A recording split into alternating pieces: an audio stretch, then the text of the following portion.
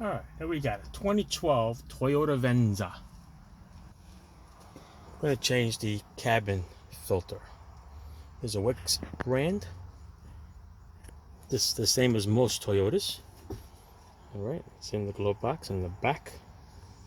Over here it's got the little tiny little shock. Just gotta pop it out a little bit. Alright, just gotta pull it out of there.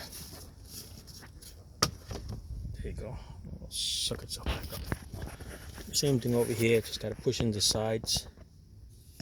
Alright, push it on the sides, get it away from the cabinet there. There's one. There's two. Oops, the other one went back in. No, it's hard to do with 2 hands, but you get the idea. Okay, you gotta push the sides in here. See that?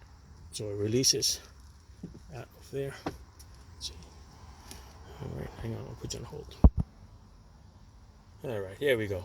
Alright, push in on the tabs. One on this side, one on the other side. You're just gonna really push it in away from here, and then it comes right back out. This disengages from the bottom, and your filter is all the way up in there. Like all the other Toyotas, there's a little tab on the side. You push it in, and then this piece comes out.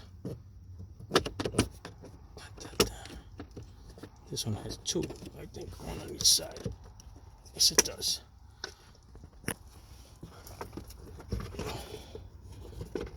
It's hard to do with one hand. There it is. Alrighty. Well, you can tell it's already dirty already. Grab in there. Pull it. See where it says up? Make sure the new one goes in the same way. It's designed that way for a reason. Oh boy, look at this. Got some leaves. Check in there, stick it in there, make sure you know all the leaves in there. This is a Wix brand that I'm replacing it with. And the arrow is in the up position.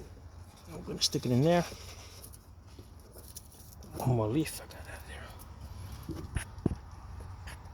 there. Sounds good. This is the clips on each side. Then you got to snap back in. Put it in the same up position. Alright, once you snap it back in, click, click. Put your glove box door, line them up with the hinges. Squeeze it up a little bit. Don't forget your little shock spring over here that helps hold the door up so you don't slam it.